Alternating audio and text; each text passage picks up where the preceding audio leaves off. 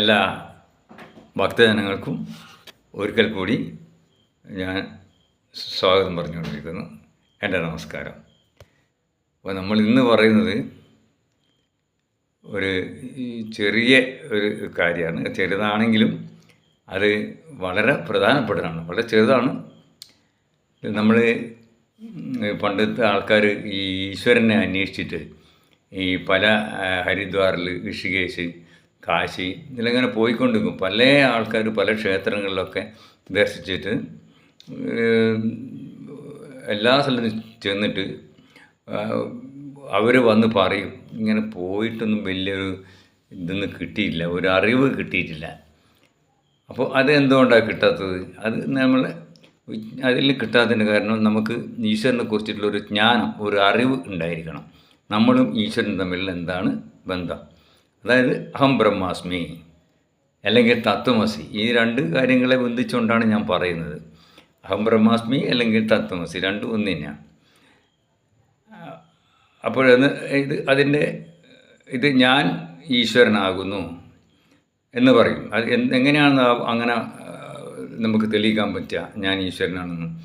നമ്മൾ ഏതെങ്കിലും ഒരു വസ്തു എടുത്തിട്ട്, ഇപ്പോൾ ഉദാഹരണമായിട്ട് ഒരു ചോക്കിൻ്റെ ഒരു കഷ്ണം എടുത്തിട്ട് അത് നേർപകുതിയാക്കുക, അങ്ങനെ പകുതിയാക്കി ഏറ്റവും ചെറുതെ കണികയാക്കി മാറ്റി, ആ കണികയെ പിന്നെയും കണിക മാറ്റി സൂക്ഷ്മ കണിക ആക്കി മാറ്റി അത് പിന്നെയും വിഭജിക്കുന്ന സമയത്ത്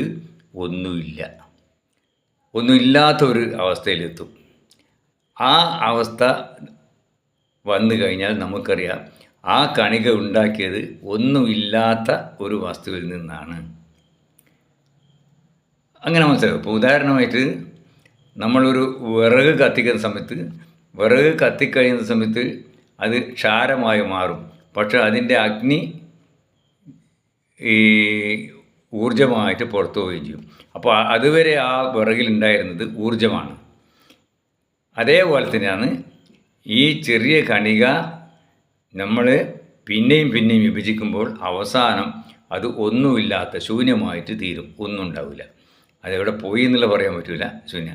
അങ്ങനെ ഒന്നും ഇല്ലാത്തതെന്നാണ് ഒരു ചെറിയ കണിക ഉണ്ടാകുന്നത്. അങ്ങനെ ധാരാളം കണികൾ ചേർന്നിട്ടാണ് ഓരോ വസ്തുവും ഇവിടെ ഉണ്ടായിരുന്നു, പഞ്ചഭൂതങ്ങളൊക്കെ ഉണ്ടായത്. അതിൽ നിന്നാണ് നമ്മൾ ഉണ്ടായത്. അതുകൊണ്ടാണ് പറഞ്ഞത് ഞാൻ ഈശ്വരനാകുന്നു, ഞാൻ ഈ ഐശ്വര്യമാകുന്നു, അത് ഒന്നുമില്ലാത്ത ഒരു ശക്തിയാകുന്നു, അത് ഞാൻ തന്നെയാണ് ഈ ശക്തി. അപ്പോൾ ഈശ്വരൻ ഞാൻ തന്നെയാണ്, അല്ലെങ്കിൽ ശക്തി ഞാൻ തന്നെയാണ്. പക്ഷേ നമുക്ക് തിരിച്ചറിയാനുള്ള ആ വിദ്യ നമുക്ക് ലഭിച്ചിട്ടില്ല. കാരണം അതുമാത്രമല്ല, നമുക്ക് സ്വയം അത് കണ്ടെത്താൻ സാധിക്കുകയില്ല. കാരണം നമ്മളെ ഊർജം ആ സത്യത്തെ മറച്ചുകൊണ്ട് ഇരിക്കുകയാണ്. അതുകൊണ്ട് നമുക്ക് കണ്ടെത്താൻ പറ്റില്ല. ആ ഊർജത്തെ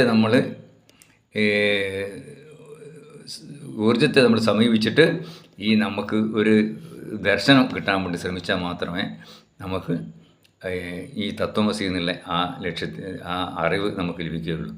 അത് കൂടുതലായിട്ട് പറയണമെങ്കിൽ കൂടുതലായിട്ട് നമ്മൾ ഇതിൽ വരുമ്പോൾ അത് പറഞ്ഞ് മനസ്സിലാക്കി തരും. അപ്പോൾ ഇത്രയും പറഞ്ഞ് ഞാൻ ഇന്നത്തെ ആ അഹം ബ്രഹ്മാസ്മി എന്നുള്ള ആ സത്യം പറഞ്ഞ് ഇന്ന് അവസാനിപ്പിക്കാം. എല്ലാവർക്കും എൻ്റെ നന്ദി, നമസ്കാരം.